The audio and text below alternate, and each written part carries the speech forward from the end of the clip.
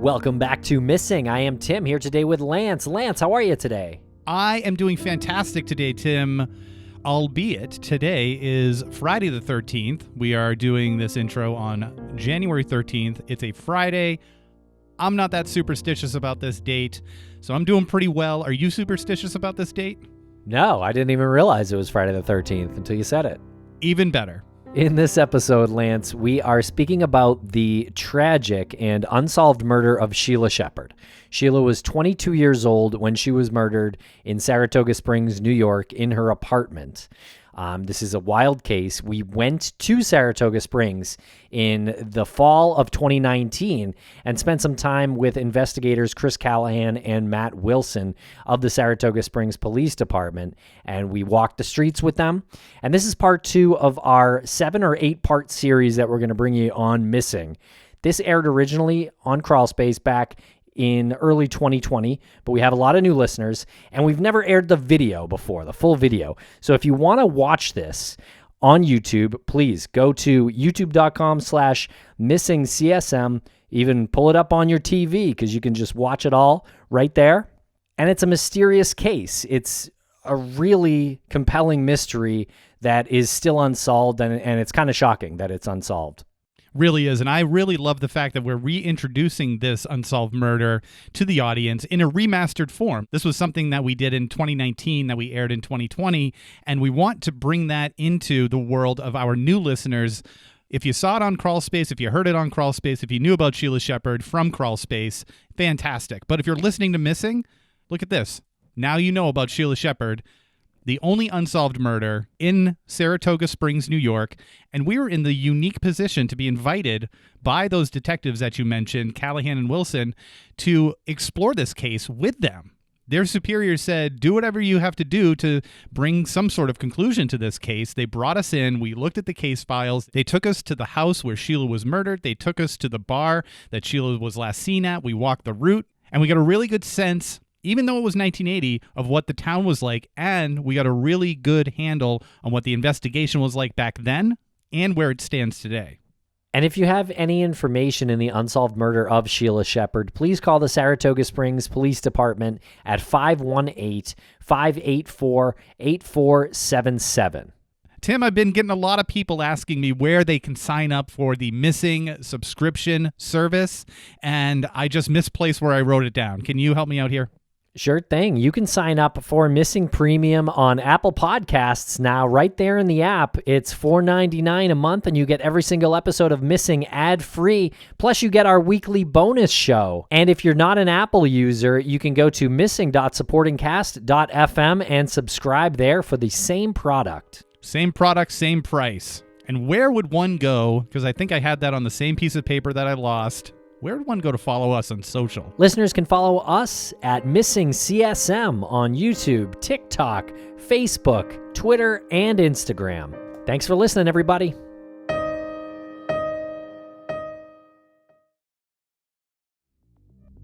This first clip that we wanted to play is a news footage clip from back then in 1980, and it shows where the investigation was from the very first day, which, sad to say, but kind of obviously, that it wasn't very far.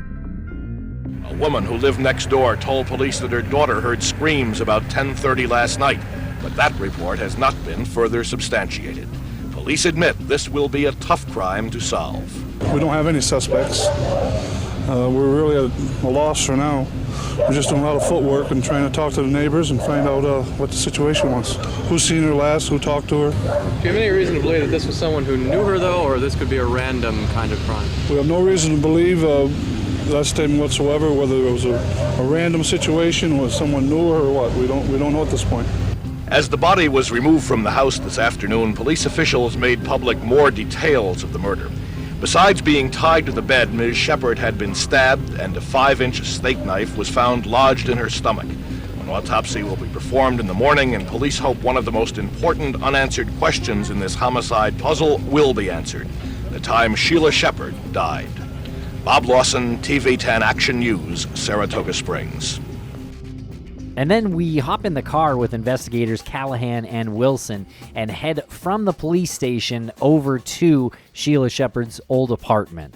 And we mostly talk about the town of Saratoga Springs. But what an interesting feeling of anticipation as we were heading over there. First of all, to be working with the investigators on the case and just allowing how they allowed us to be there with them, and they were open with their information. And also heading to the scene of a crime was something else. So I don't know if you can see the place in the corner up there. This is Gaffney's. It's got like some white like Christmas lights outside. Oh, yeah.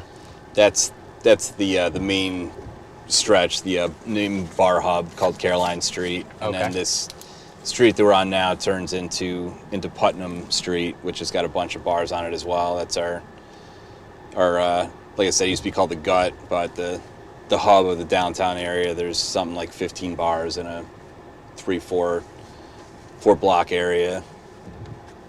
The Gut? The Gut is what it used to be called down there. And there's one of those old like historical markers. Historical marker says down in front of the one bar that she used to go to quite a bit. So Broadway splits the city in half. So this is the east side, it's the west side, and the streets kind of run in a one-way direction off of Broadway, at least Broadway or Caroline and Phyla, the next 2 blocks over. Saratoga got a lot of urban renewal money in the 70s, early 70s too. So downtown is it's come a long way, and where the hotels are over here in that big parking lot were like row house, like slums back before this, but it's changed a lot. Even from those videos where I sent you the old news releases, the stories, you'll see how different it looks from the footage, a little bit they shot downtown. This used to be a parking lot. Over here was a long building. There used to be a train tracks you go through here back in the 40s and 50s, but there was a bar called the Hub, and it was part of the old rail station. I used to go through here. There was a bar here that she used to go to. I think we interviewed a couple people. That was one of the ones that may or may not have been one of the last places that she was seen alive, walking past that place. Right here. It'd be back the building's gone. They tore the building down, but it'd be a place that she would pass regularly to get back to her apartment. Right. So you would take this sidewalk here, where this building's going up. There was another building at the time that was a vocational school. That's where she was going to school. Oh. Like a Worldwide Enterprises. Yeah, it was like a temp, agency type thing where they taught you typing and all sorts of secretarial type stuff. Sure. She was enrolled in. Yeah, 125 right here. And here we are now in front of Sheila Shepherd's old apartment, discussing the details of the case. And just to describe the building real quick, because some of this kind of comes out, but it's a large building. I think it's 8 apartments. That would be 4 on top and 4 on the first floor, so 4 on the second. And there are 2 fire escapes, one on each side of the building. And it's really sort of heart-wrenching to think about Sheila's uncle ascending those steps on the fire escape, working the window open, crawling in, and then, for the most part, having to crawl over Sheila's body, realizing that his niece was dead, and then he has to go outside and prevent the family members, her aunt and her mother, from charging in to find out what's going on. And the fire escape is where her uncle ends up going up the fire escape when nobody can get in touch with her. She'd missed a couple days of school, and like we said, the school was right down here in the corner. That building's no longer there. It was the vocational school she went to. She doesn't show up on Monday. On Tuesday, the teacher sends a couple of students to the apartment here to look for her. They go to the door, no response, but they can hear a radio playing inside the apartment. So then they come back to the school. They tell the teacher, who then gets concerned. She calls Sheila's mother, who then comes to the apartment with Sheila's aunt and uncle. Uncle goes up the fire escape because they had told him she'll sometimes leave that open for her brother to come into the house through the fire escape. He goes up the stairs through the window, finds her covered with a bed sheet, ends up pulling the bed sheet back, sees that she's deceased, gag in her mouth, she's tied, says he covers her back up, goes out the front door and comes down the stairs to head off Sheila's mother and aunt before they can come inside the apartment and see her. And then they obviously call the police. Police from there. Initial patrolman goes in just to verify that she is in fact deceased, and then it's when the investigators are called to the scene. Did she live there with her brother? No, Sheila lived up in the front apartment up here on the right side of the building. She was enrolled at a vocational school the building's no longer here, but it was down on the next intersection at the corner. So she'd be able to walk right down the street to her classes. That Tuesday morning, November 25th. 25th was her second day in a row she hadn't shown up at school. Teacher was concerned, so she sent a couple of Sheila's friends from class over here to check on her. They went up the main stairs, knocked on the door. There was no response. They heard a radio playing inside the apartment. And here's a clip from Sheila's teacher at the time. We made contact with her mother and asked if she had been out of town or whatever, and the mother took it from there as far as I know. But we were concerned because usually everyone is here every day. One of our people doesn't show up 2 days in a row. That's a pretty good sign that something's wrong. They came back to class. The one friend said she saw the fire escape, but she was wearing a dress, so she didn't try going up that way. But she goes back to the classroom. She tells the teacher, we don't hear anything, no response. But, we could hear radio playing in there. Matt and I had talked to the teacher a few months back. She said it was odd. She'll never miss class. She was a very good student, very conscientious. She's concerned, so she calls Sheila's mother, who asks her sister, Sheila's aunt, Terry Armstrong, to come over to the house and check on the apartment with her. So Sheila's aunt and uncle show up here along with Sheila's mother. They go to the front door, same thing, no response, the door is locked. They had known that sometimes the window was left open for Sheila's brother, apparently, who would come to visit her at the apartment here. So Sheila's uncle goes up the fire escape. He says the storm window is open, but the inner window is closed. He sees something on the bed. The bed is right at the foot of this window here. So he sees what looks to be sort of person covered with a sheet. He steps through the window, comes in, pulls the sheet back to see that she's obviously deceased. Said he covered her back up, went to the door. He leaves out the door into the main hallway, comes downstairs where he heads off. Sheila's mother and aunt, who had started walking upstairs, they heard him scream or gasp or whatever, and he said, you don't want to go inside the apartment.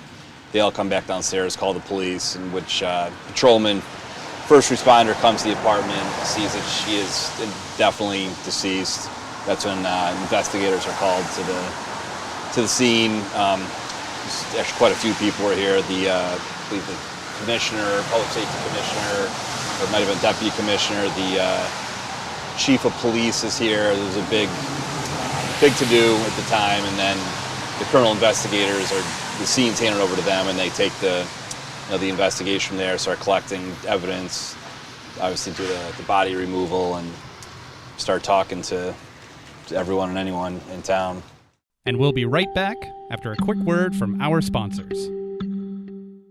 Thanks to our sponsors, and now we're back to the program. So her brother knew that the window was sometimes left open, and her friends knew that too, that she was at school with? We don't know. We're not sure if they knew. I think the mother, when she came to the house and had the uncle go up there, I think she actually told the uncle, the window may be open because Sheila might leave that window open for my son. Okay. So he needs to come here and crash or whatever. Okay. What kind of crime was going on at the time? I mean, was it common for people to leave their window open and have that be known? I mean, it's probably not, I don't think people as paranoid as break-ins then as it was, just growing up in the 80s, we let their doors unlocked. Yeah. There wasn't a whole lot of security measures taken for stuff like that, so. Yeah, I grew up probably about 5 or 6 blocks from here, and I know growing up my father never locked our front doors, left his keys in the car on the street, so not, definitely not, crime in an area, definitely not this type of crime, certainly unusual. What was the this is a pretty busy street that we're noticing right now. Yeah, Church Street. Has this always been a busy street, like known? It's fairly. This goes into it's 9N, so this will take you out to like Greenfield, Corinth, out to the neighboring town. It's your one way out. Oh. Okay. Well, not your one way out, but it's pretty much the main drag. Yeah. Off of Broadway. This one, Van Dam, same. They kind of split. You can see where it kind of merges, and then everyone goes towards the hospital and out of town this way. Okay. And I hear a train now too. Is that The train always station, running? yeah, the train station. If you keep going, when you guys go to West Avenue, Yeah. you make that left where this restaurant is. Across the street's actually the actual train station there. That runs down to New York City and then up to Montreal. That was running back then as At well? that time it was, yeah. Yeah. Okay. So it's not like outside the realm of possibility that it's a transient person who capitalized on this? No. You know, it's, Yeah, we definitely, that was looked into at the time of, was this somebody passing through? I'm sure you noticed Saratoga is right off of I-87, major thoroughfare. You know, it's halfway between Saratoga or New York City and Montreal. Okay. We're not far from I-90, you know, Albany, Schenectady, Troy. A lot of, you know, murder is more common in those areas that are not all within, you know, 35 minutes from here. Yeah. So we don't know if she had come home with someone who did this, or if someone potentially just went up that fire Exactly. escape? Yeah, we have couldn't say. You Couldn't know, say with at this point. certainty for sure. Do you know if the killer used the fire escape? We don't. as far as the uncle testifies or tells us that the door was locked into the apartment. Yeah. So The deadbolt. The deadbolt Yeah, was deadbolt locked was from the locked. inside. So we're just assuming it's either the fire escape or that door. And unless the person had a key to lock the deadbolt on the way out, he's going to probably go out that fire escape. Right. Okay. It looks more likely that it's somebody that's known to her though, where either, like you said, comes back with her that night, or she opens the door willingly for that person to then come inside the apartment. And now we're back in the car heading back towards Saratoga Springs, sort of downtown area where there were a lot of bars. And so Sheila's life was really compacted in about a mile or two of proximity between the downtown area where she went to school and her apartment, and it was all walking distance. That's like a card and coin shop, but other than that and the pizza place, they're all bars. This whole section here. And which one's 13, right? This Saratoga City Tap and Barrel. Yep. That's number 13 Caroline Street. Yeah. That used to be a place called Sage's Casa 13, one of the last places that she was seen at on what is thought to be Saturday night. Saturday night is when the time of death was estimated to be, and then she's found on Tuesday morning. We're on. Estimated time of death is Saturday night. She's found on Tuesday morning. Yeah, Yes. late Saturday night, early Sunday. That was, from the coroner's report at the time. Unfortunately, he's no longer alive either, so we can't talk to him about how exact he is on that time. And here we are on the street talking about the bar scene in Saratoga Springs at the time. And I know it doesn't sound very relevant right now, but Saratoga Springs is a really quaint little city. And I had never been there before. And I was really, I guess I had a perception that it was a much bigger city. This is a place where it seems like everyone does sort of know everybody or know about other people. Yeah, and we also kind of touch on some of Sheila's habits at the time. I think it was Saturday night, but I'm not sure. I'd seen her that weekend. Yeah. And So that's still a source of confusion. oh, I guess. certainly, yeah. And like I said, the people, the source, a lot of these people are like, well, I was out drinking myself, so I can't remember exactly what time it was. I wasn't looking at my watch. There's no text messages back then. There's nothing where you can look at, like, well, what time did you last talk to her?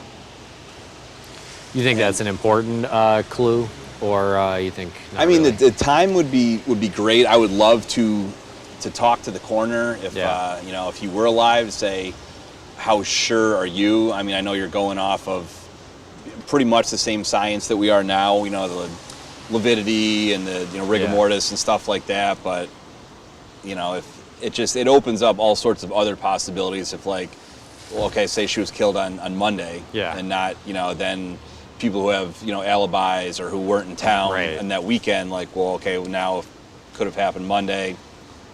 Do they come back into play? But from between the difference of either Friday night or Saturday night, there's maybe... Saturday she's seen, I want to say, without looking back at the case file, I think it's her mother, right? Sees her on Saturday. She's walking through the...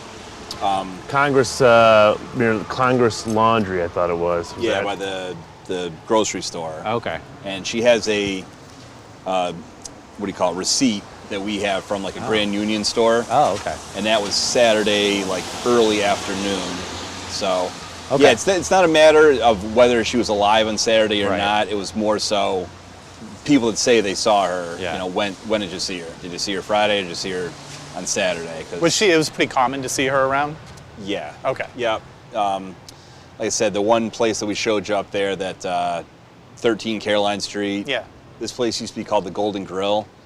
Back in those days, building setup is really still the same. Mm-hmm. But this was one of her, I'd say, regular spots. And she would walk from here home? Yeah. And that drive that we just did was like a minute. How long is the walk? 5 minutes? 10, 15 minutes, depending on how Okay. fast you're walking. Not too bad. Okay. And that's just before Thanksgiving, so the weather's not going to be terrible. Walking through here, it's not like January, February. Right. Walking through downtown. So, yeah, definitely you see people out walking still now. If you go out, on November 22nd in Saratoga this year, I'm sure see people walking all throughout the bar districts, and our bars are open till 4 a.m. So it's a steady stream of people from the ones that want to get out before it gets really bad, right up until I'm staying right till 4 o'clock, and then they see them walking home at 4:35 a.m. Yeah, it's not uncommon for people to start their night out at midnight. Yeah. Right? So you'll see them walking from the surrounding area to the downtown area to the bars down here. Yeah. That Thursday was Thanksgiving? Or was it the Would have Thursday? been coming up. Yeah, okay. Yeah. So this is the weekend, right? The weekend prior to. Is it, I don't know if you know, like, is that a dead time around here? Do No. people travel a lot, or people come here? No, I was telling Tim that definitely for the bars, that's one of our busier. A lot of college Yeah. kids are coming home. Yeah. for Yeah. The first time they're all getting together, and that Wednesday night before Thanksgiving Day, that's one of our busiest nights on Caroline Street. There, they'll Yeah. put extra patrolmen out. So there's fights all night long, and just the lines are crazy. Even when it is like extra cold, the time of year there'll be lines out the door for a lot of these bars. Was anyone looked into who might have been from here but out of town at school, who came here for the Thanksgiving break? You mean that wasn't from here, but then Or was from here and came back? Oh, came back? Yeah.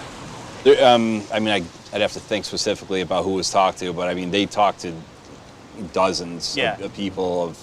They talk to someone and say, well, who did you know her to be friends with, or who'd you last see her with? And they go talk to that person, and then give them, yeah, I saw her with this guy, or this person whose name I don't know. There's a lot of that, reading back in the old case reports of, I saw her out with a woman.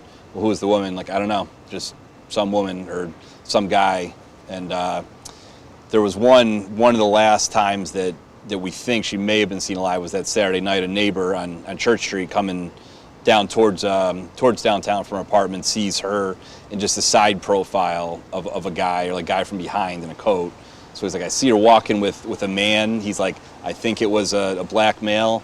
He goes, I couldn't say for sure. I definitely couldn't tell you what he looked like, because I just see, from the side, and I see a profile with a jacket, either muscular guy or a really puffy jacket. Couldn't say. So no accounts from someone seeing her like Friday or Saturday, and you guys like being sure that's a suspicious person or anything like that. Her being seen that Saturday afternoon, walking by the grocery store, I'd say that's the last like real reliable. We could say for sure, like, okay, that's her. I mean, We could back it up with something. Her No mother's. security cameras over there. No. Not that time. Yeah. Nobody had anything really Yeah. significant. Yeah, I don't even. I started here 10 years ago, and there weren't a lot of cameras then. There was here and there. A lot of these, like on the side here, is like a city camera. They've been put in the last 3-4 4 years, most of our downtown we never city-owned cameras anyways. Yeah. This is the age of pay phones and Yeah. and house phones, and that was about it. So if you were out and about, nobody was getting a hold of you until you went home. The management or owners have accounts of her in this establishment? Yeah, I mean, they talk to still around? it's different owners now, Yeah. obviously, and the guy who did own it has since passed away, but at the time he says, she comes in here, and definitely I know her, she's one of our regulars, but he's like, I'm also not out at whatever time it was on Saturday that people think they may have seen her. But that Saturday night, the more consistent accounts that we're getting are that she's up at the 13 Caroline that night. That's where there's a few different people that say, and the one bartender says, she was in here, I remember seeing her, and he was pretty confident that it was Saturday night, not Friday night, which probably is more trustworthy. You think the bartender is going to be more sober than the bar goers, hopefully. Yeah. So. Yeah. Here at the beginning of this next clip, Investigator Callahan is talking about Terry, who is Sheila's aunt. Terry, her ex-husband, who found Sheila's body. And then it kind of goes into who else they've interviewed. We had done a lot of these interviews at the beginning, November, December, January, when we first got the case, and then we're not running out of people to interview, but it just, it kind of dwindles when you're now having to go back and reread and try to find somebody like, okay, we haven't talked to this guy, let's go track them down. He was still pretty shaken up, 38 years later. He told me, he goes, you called me last night or yesterday to talk today, and he goes, I couldn't sleep last night because it just brought me back, to that time, and kind of like a PTSD of the everyday person isn't used to coming across a dead body, especially someone that your relative. someone that you know.